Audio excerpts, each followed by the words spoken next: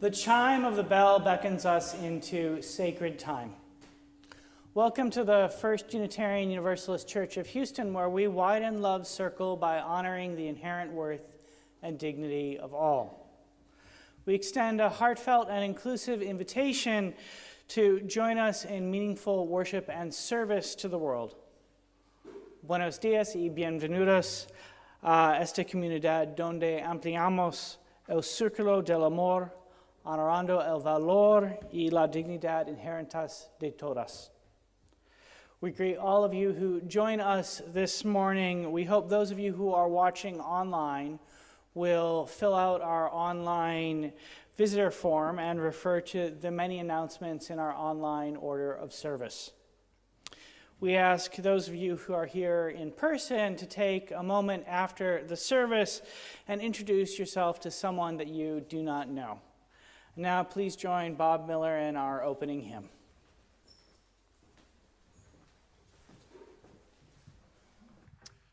Good morning. Our opening hymn is in the gray hymnal. It's number 298, Wake Now My Senses. Please rise in body and or spirit and join the sanctuary choir in singing Wake Now My Senses.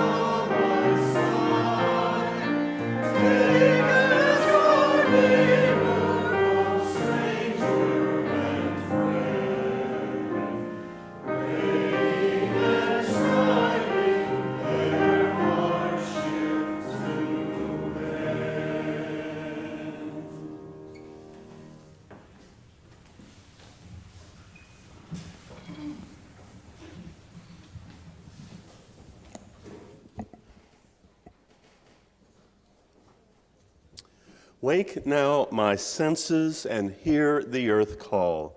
May we sense the beauty of the earth. May we welcome the beauty, like the first sunshine after a cloudy day, filling hearts and homes with a radiance that brings delight. May the sacred pulse within this space as we welcome in beauty. Come, let us worship together.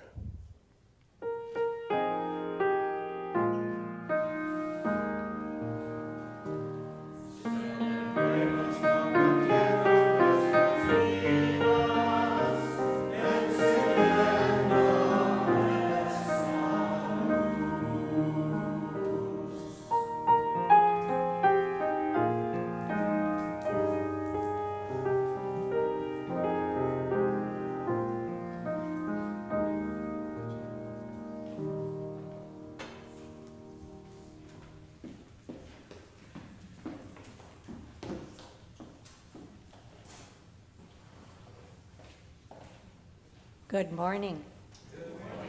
Please join with me as we read or say the covenant of our church. You'll find it in your order of service. Is the spirit of our congregation Service is our prayer. To go out together in peace, to seek to in love, and to encourage one another. Thus do we covenant.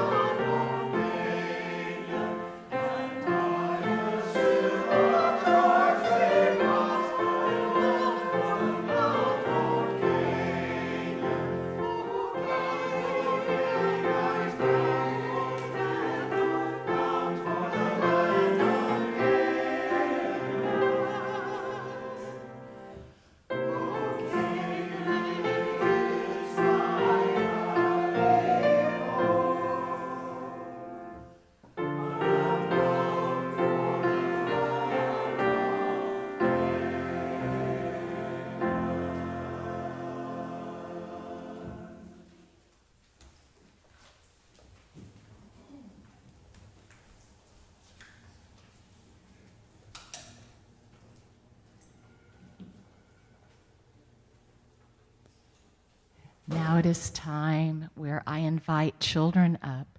I have a story to read, and I'd love for you to come and just sit here with me. So come on up.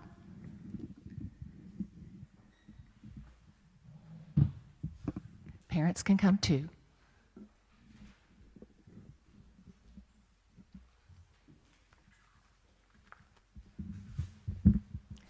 Something that some of you may know or may not know, that this month we've been talking about passing away, about death.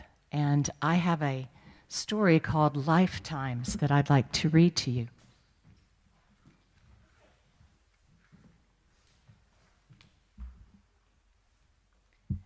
There is a beginning and an ending for everything that is alive.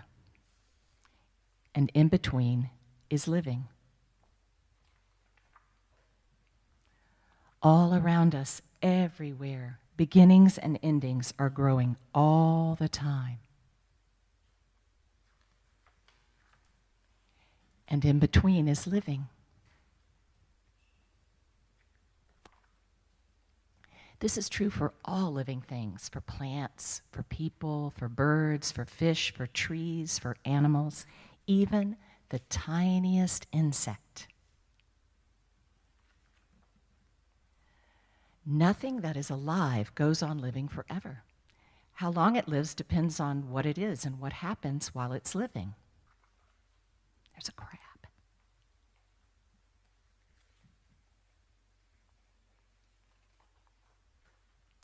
Sometimes living things become ill or they get hurt. Mostly, of course, they get better again. But there are times when they are so badly hurt or they're so ill that they die because they can no longer stay alive. This can happen when they are young or old or anywhere in between. Mostly when we're old, but anywhere.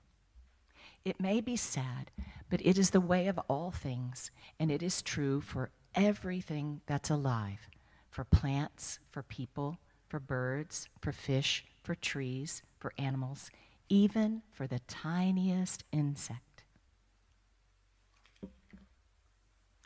There are lots of living things in our world, and each has its own special lifetime. Trees. Trees that are tall and strong grow slowly, standing in the sunshine, standing in the rain. Some of them live for a very long time indeed, as long as 100 years or more, several hundred. That is their lifetime.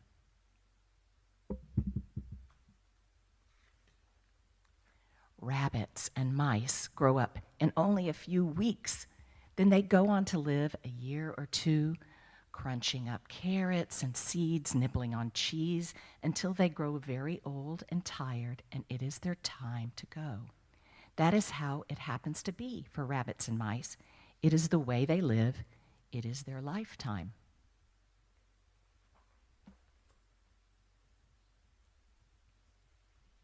Flowers and vegetables planted as seeds in the beginning of spring when the earth is warm grow quickly to live through the heat of the summer. The days pass and they become old during autumn when it is cooler, and then when winter comes and it is cold, they die. That is the way they live. That is their lifetime. And each plant is different. Some grow during the winter and die during the summer. Butterflies live as butterflies for only a few weeks. Once they have dried their wings, they flutter and flit from leaf to flower.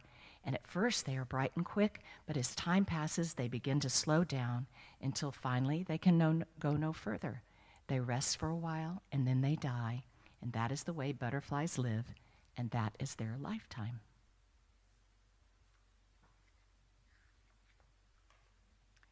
Birds grow up quite quickly too.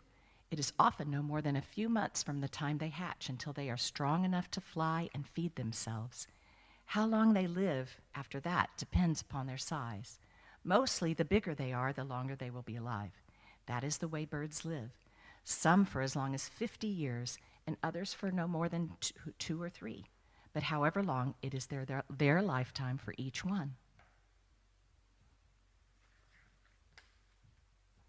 Fish swimming in lakes and rivers or in the sea can be so tiny it's hard to tell that they're there at all, or so big that the only way to describe them is enormous.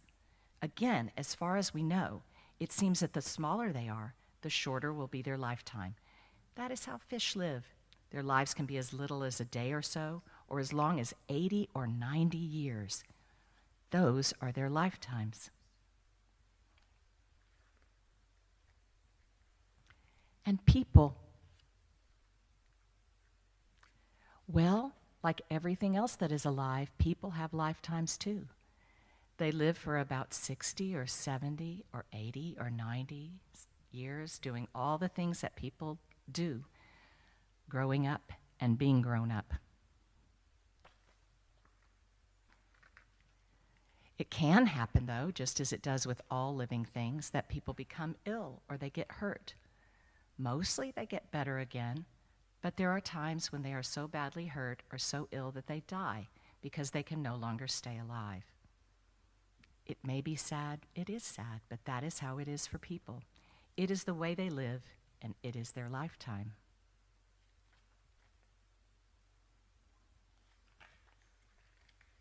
So no matter how long they are or how short, lifetimes are really all the same. They have beginnings and endings, and there is living in between. That is how things are for plants, for people, for birds, for fish, for animals, even the tiniest of insects. Everywhere. The end.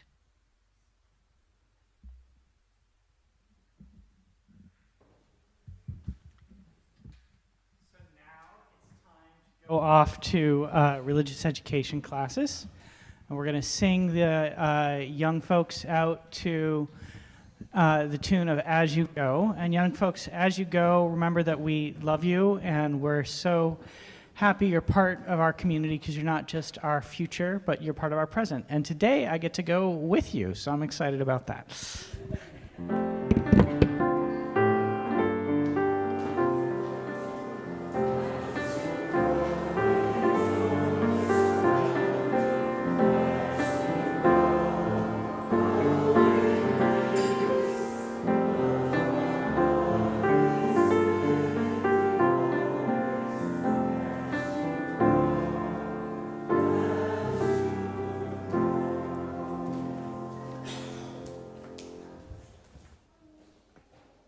I like when we have a story.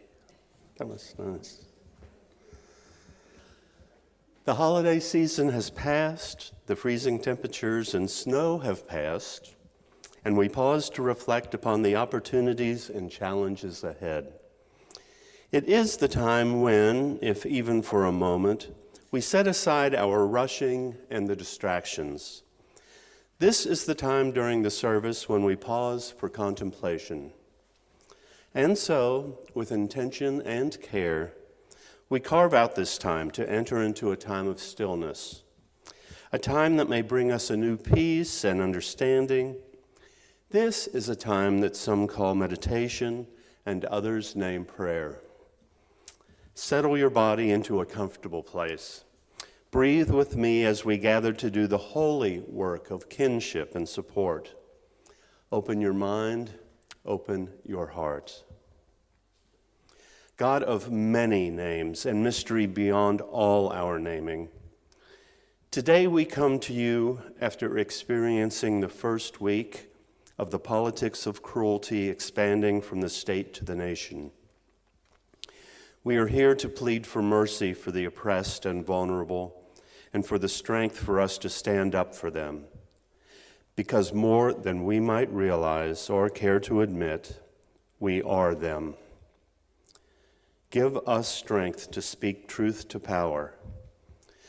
From the prophets in the Hebrew Bible, to the Parrhesia in classical Greece, to Dietrich Bonhoeffer in Nazi Germany, to Dr. Martin Luther King Jr. in the U.S., we have many examples of the bravery of speaking truth to power. In our country this week, Bishop Marianne Edgar Booty at the Interfaith Prayer Service asked the newly elected president to have mercy upon the people in our country who are scared now. She continued, there are gay, lesbian, and transgender children in Democratic, Republican, and independent families, some who fear for their lives. In our state this week, one of our own youth, Alyssa Sundrani, spoke out against Cy-Fair ISD's anti-trans policies on ABC 13. This policy, if enacted, could be one of the most restrictive gender rules in the country. May we take their example and not shy away from standing up for what we know is right, for the vulnerable, and for the good. May we be guilty of, as one politician recently disparagingly called it, the sin of empathy, and guilty of, as John Lewis called it, being the purveyors of good trouble. We pray in the names of all those known and unknown, present and absent, remembered and forgotten. We pray in the names of all helpers of humankind. Amen. We pause now together to lift up that which sits heavy and light on our hearts. Kathy Bosson has an upcoming medical procedure, and we wish her a speedy recovery. The family of Sherry K. Wilkerson had her memorial service here yesterday. We offer our condolences to her son Chandler and the entire family. People continue to contract COVID. We wish a quick recovery to them. Please wear a mask and get tested if you have been traveling or experiencing any symptoms.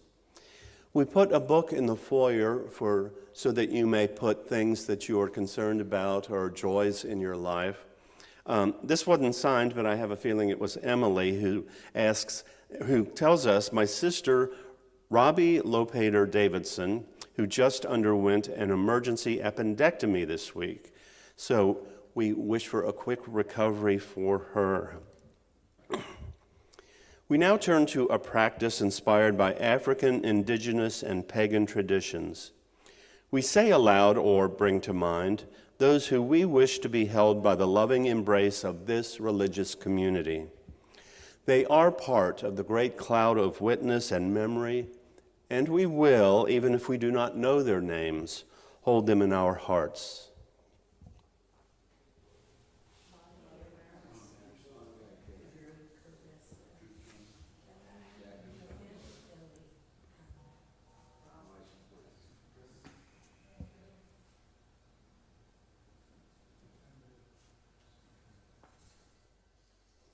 In this great cloud of witness and memory, amid this beloved community, we hear these names and hold them in our hearts. Let us remember the suffering and joy amid and among our community that we do not know. We now enter into a time of stillness. Even in stillness, there is movement. Sometimes it takes time for the molecules of change to shift form. Even when it feels like nothing is happening, transformation is taking place. In the spirit of love, hope, and compassion, we enter into a time of silent prayer, meditation, and transformation.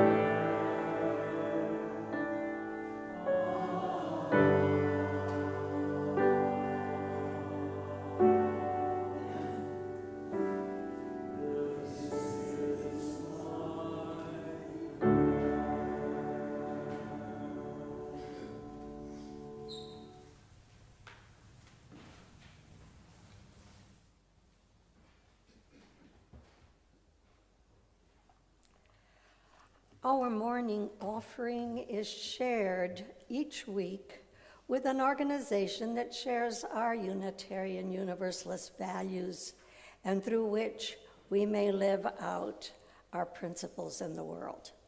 This week, we are donating to U.S. Dream Academy. We welcome to tell us a little more about it. We welcome Gloria Crandall.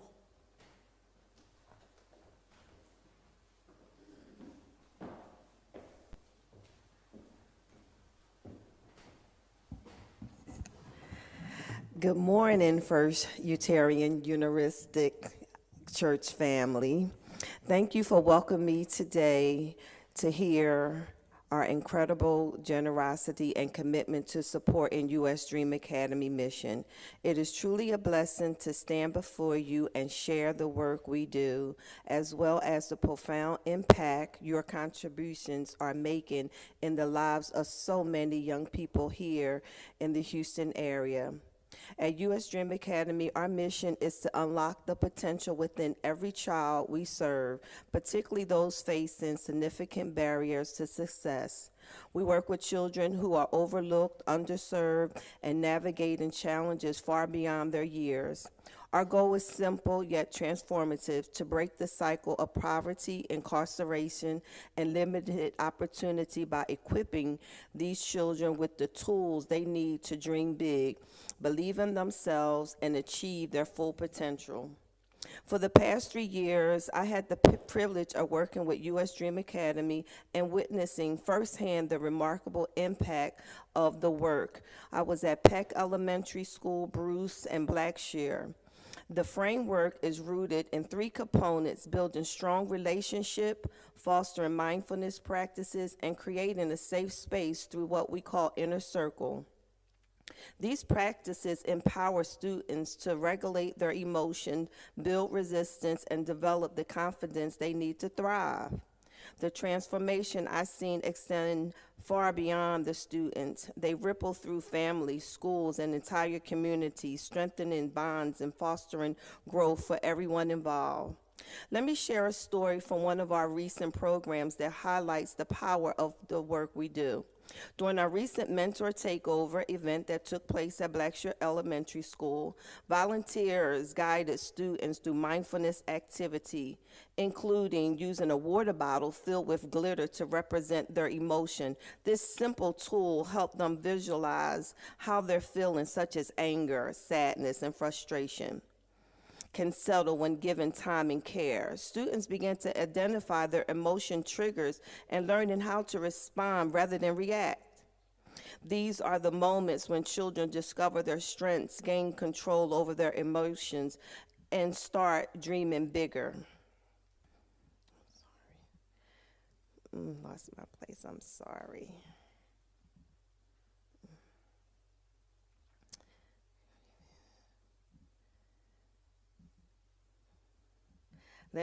Okay, I'm sorry. Students' emotional triggers, resources, and it showed them how they can take their emotions and build upon them. Your church commitment to donate in your offering this month is powerful testimony to the values we share.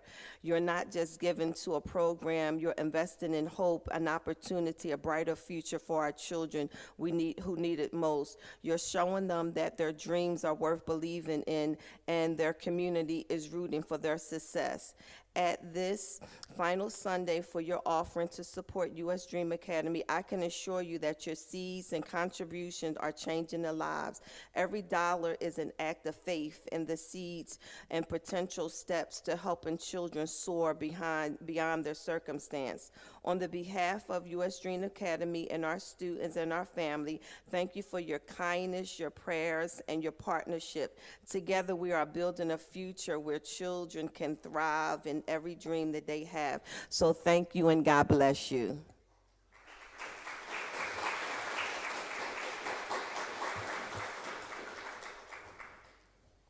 Those in our sanctuary will find the instructions for text giving in the order of service next to the name of the shared offering recipient. And those watching on live stream will see the instructions on your screen. Our regular Sunday morning collection invites us to weave a tapestry of love and action. We ask you to give generously. An offering will now be gratefully received.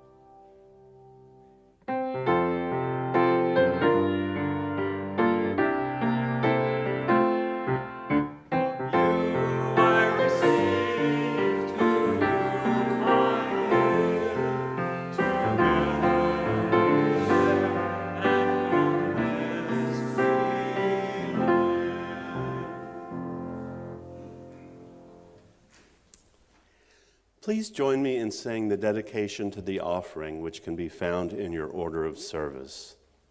To the work of this church, which is weaving a tapestry of love and action, we dedicate our lives and these our offerings.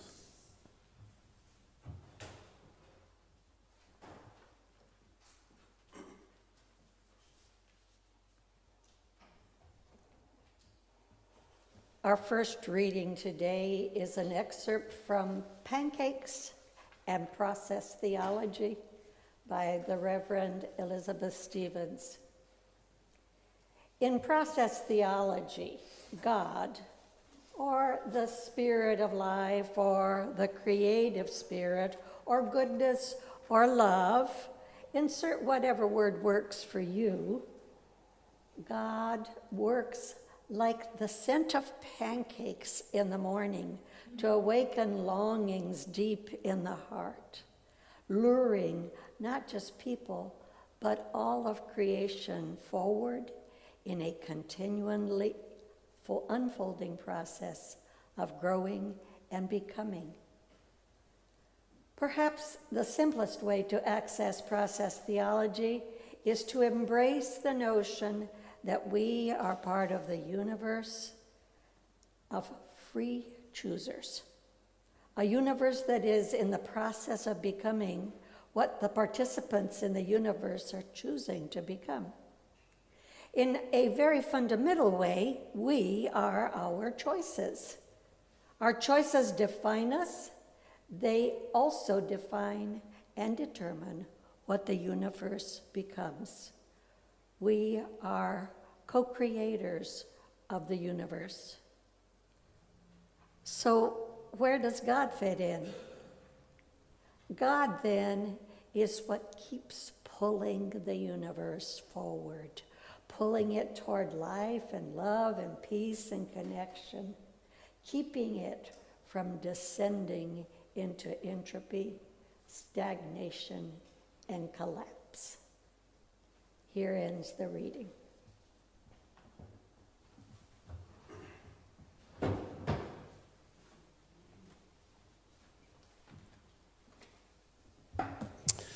The second reading is an excerpt from the online article, What is Dark Energy Inside Our Accelerating, Expanding Universe by Chelsea Gould.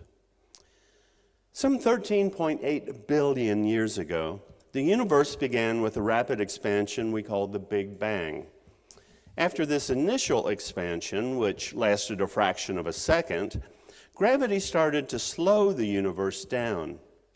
But the cosmos wouldn't stay this way. 9 billion years after the universe began, its expansion started to speed up, driven by an unknown force that scientists have named dark energy. But what exactly is dark energy? The short answer is we don't know.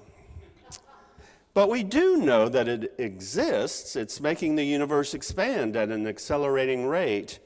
And approximately 68.3 to 70% of the universe is dark energy. Right now, dark energy is just the name that astronomers gave to this mysterious something that is causing the universe to expand at an accelerated rate. Dark energy has been described by some as having the effect of a negative pressure that is pushing space outward. However, we don't know if dark energy has the effect of any type of force at all. Here ends the second reading.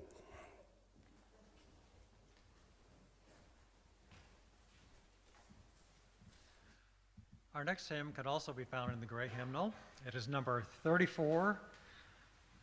Please rise in body and or spirit. Join the sanctuary choir in singing, Though I May Speak with the Bravest Fire.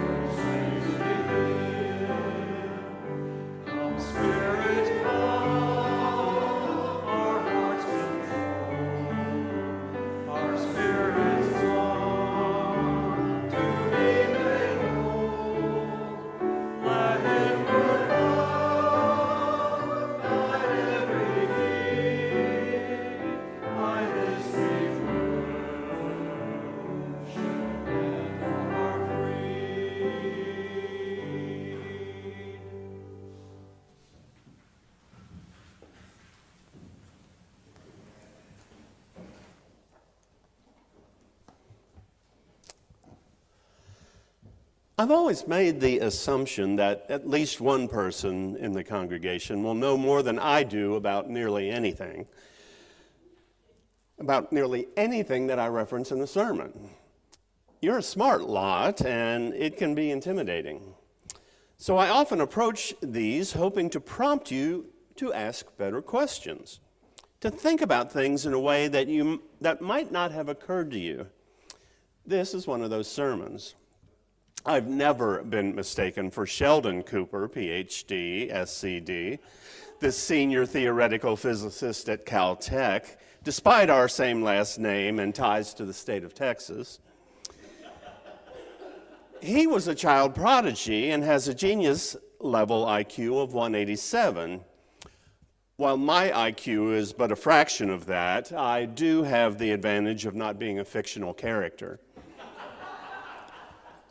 Sheldon is, of course, the main protagonist of the television show The Big Bang Theory and its spin-off, the prequel series Young Sheldon, which is my way of bringing up the Big Bang. As our Future Visions, Future Selves topic this month is death, aka the end, I thought we should start at the very beginning, a very good place to start. In 1922, physicist Alexander Friedmann originated the scientific notion of an expanding universe. In 1929, Edwin Hubble discerned that galaxies are moving away from Earth at a rate that accelerates proportionately with distance. In 1931, physicist George Lemaitre proposed that the universe emerged from a primeval atom and thereby introduced the modern notion of the Big Bang. Now, those of you listening carefully will note this is only about 100 years ago. Unitarian Universalists, at our best, in my opinion, are keen to meld the scientific with the religious, the verifiable with the inexplicable. In his A Tough Mind and a Tender Heart sermon, Dr. Martin Luther King Jr. stated, "Science investigates, religion interprets. Science gives man knowledge, which is power.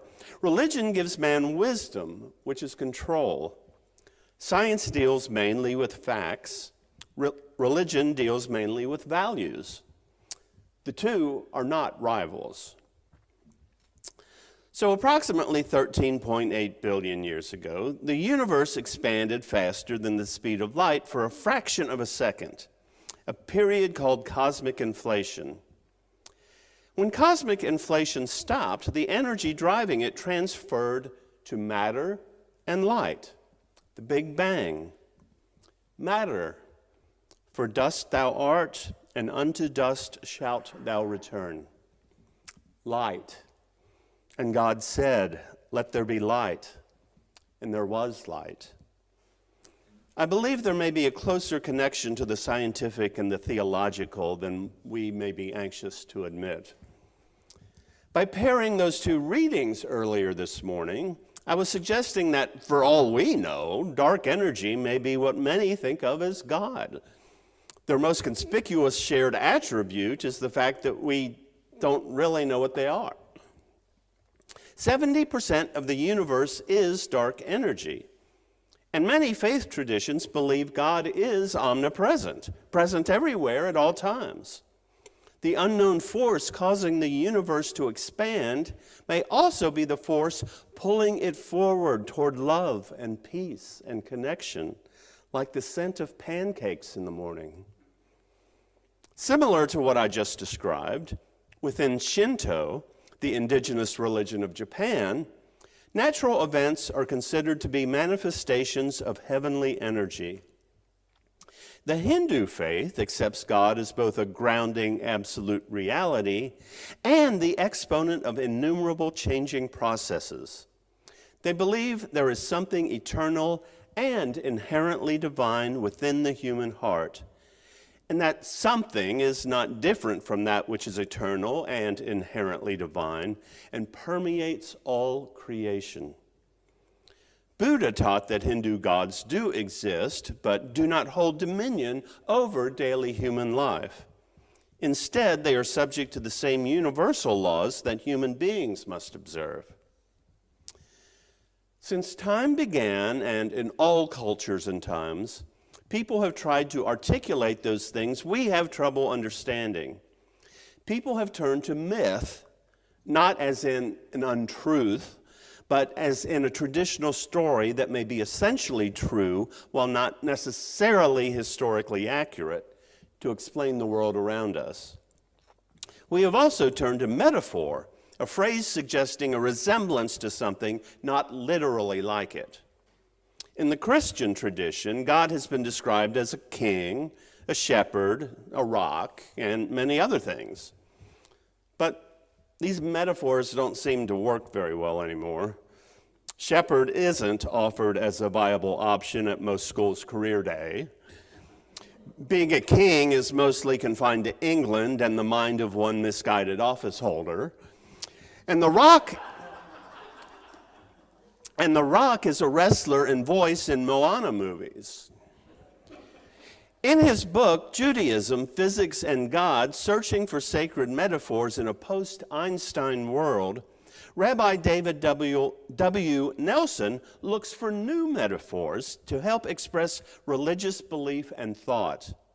He explores some of the great theories of modern physics, like the Big Bang, quantum mechanics, and string theory, to try to find new metaphors to help express religious belief and thought.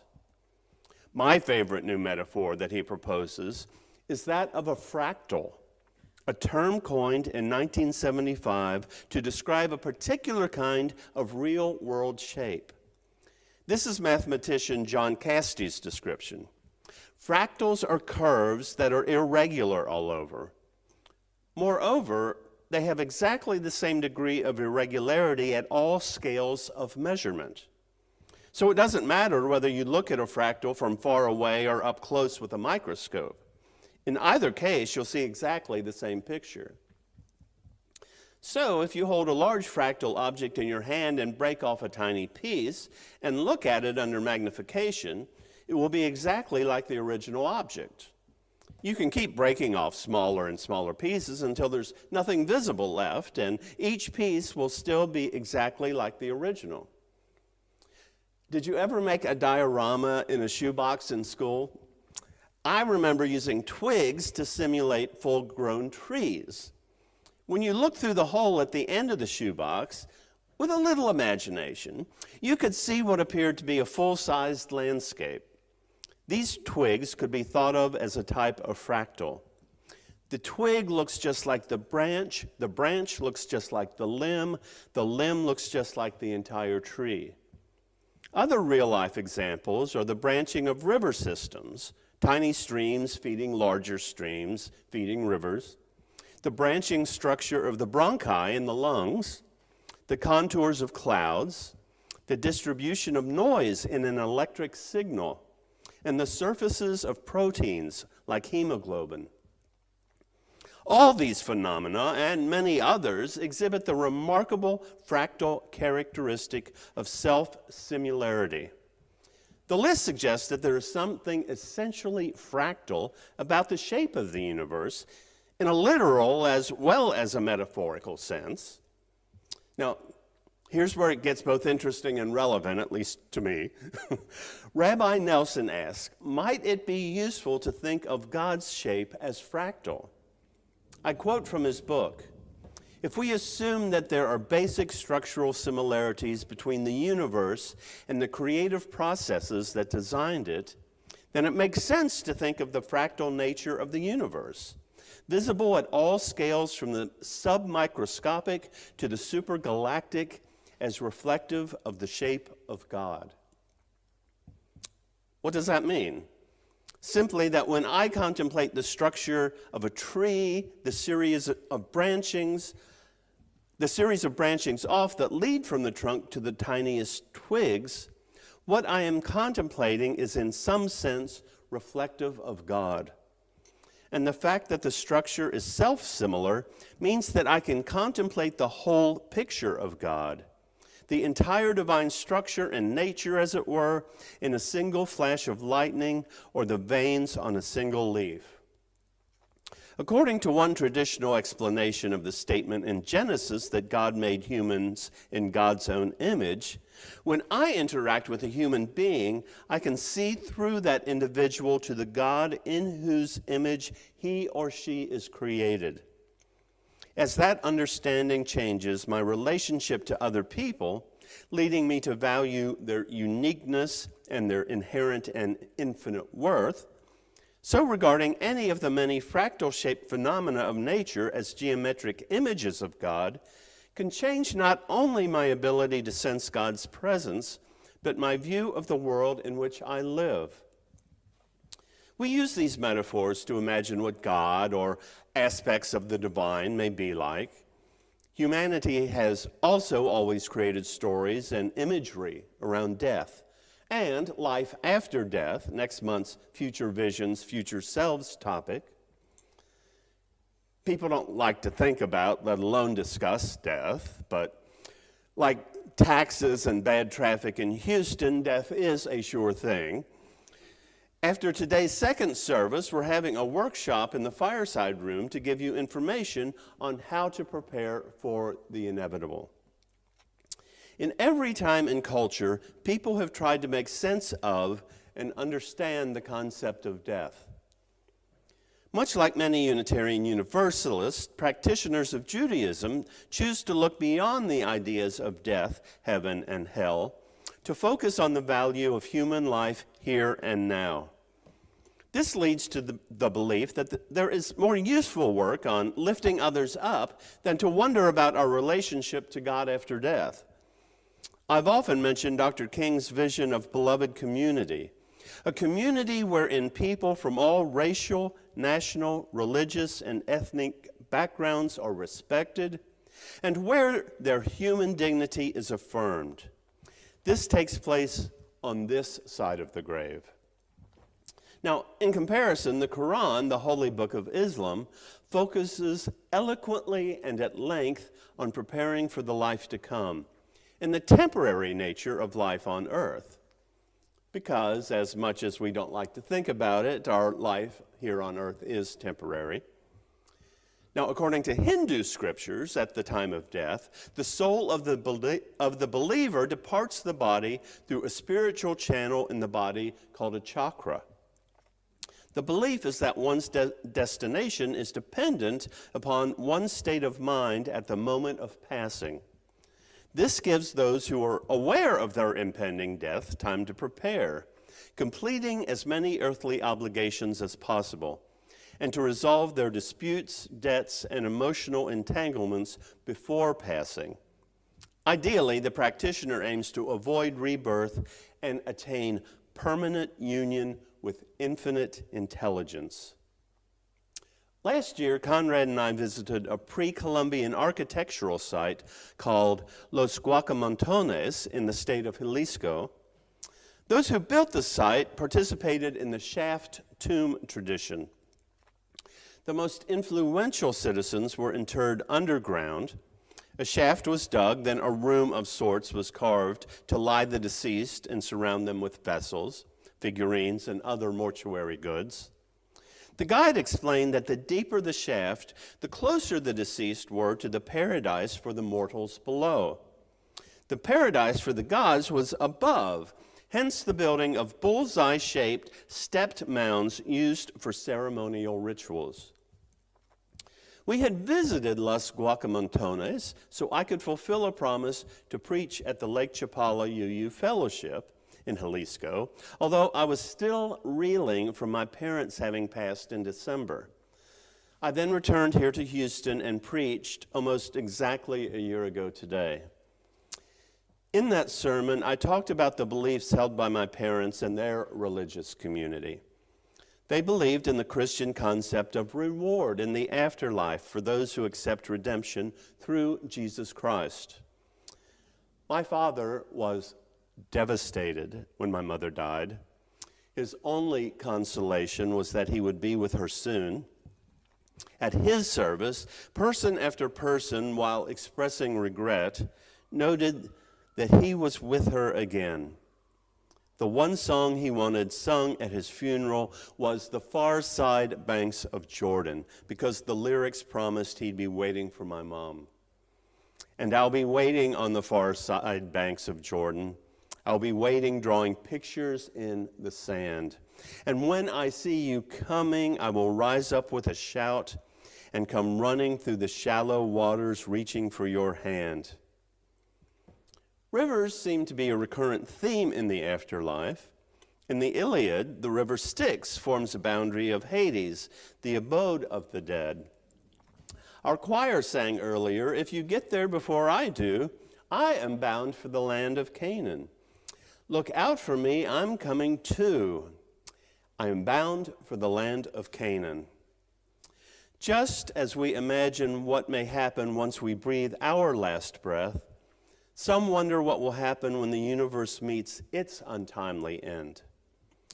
Just as there was a Big Bang, one scenario for the ultimate fate of the universe is called the Big Crunch. This is when the expansion of the universe reverses and the universe recollapses. This could be potentially followed by a reformation of the universe starting with another Big Bang.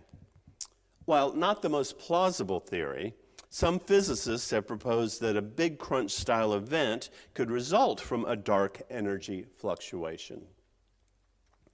Or, as the book of Ecclesiastes in the Hebrew Bible puts it, "Then shall the dust return to the earth as it was, and the spirit that returned unto God who gave it." Famously, Carl Sagan told us the cosmos is within us.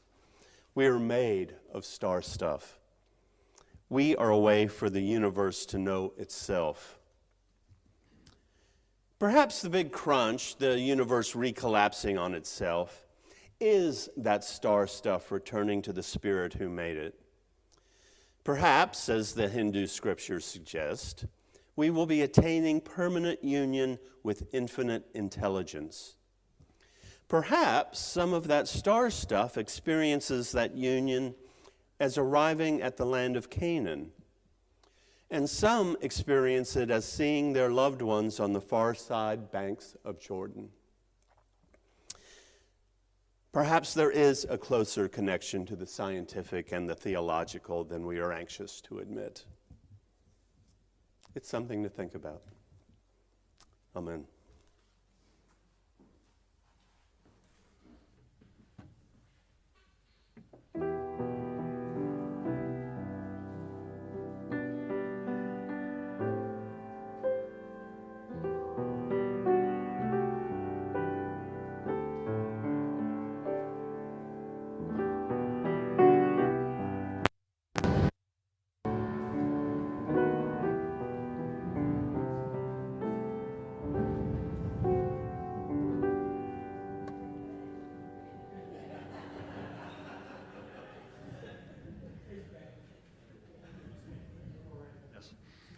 Our closing hymn can also be found in the great hymnal, number 324, Where My Free Spirit Onward Leads. Please rise in body and or spirit and join the sanctuary choir.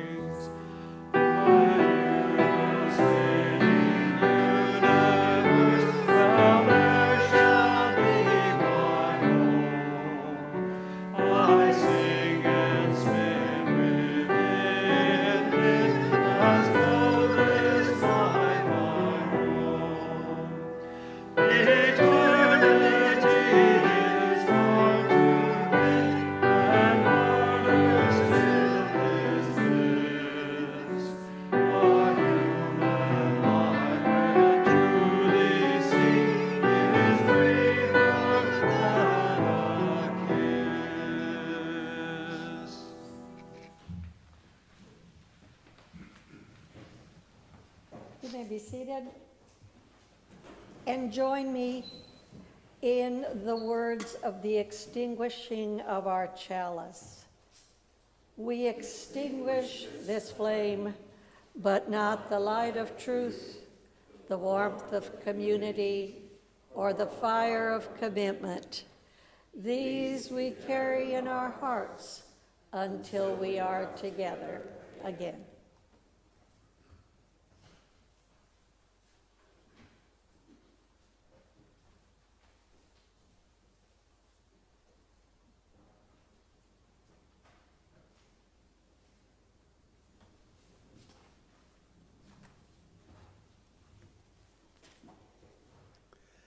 As you go forth this week, may your kindness abound like hydrogen, the most plentiful element in the universe, and which fuels every star. May your generosity refresh like oxygen, which burns in every candle flame, falls in every raindrop, and is exhaled in the great slow sigh of every forest. May your strength persist like bismuth, which could radiate energy for billions of years, but whose iridescent crystals are safe enough to hold. And may your love endure like carbon, which has enabled all life our solar system knows, has known, or will ever know. Go forth in love and in peace. Amen. Amen.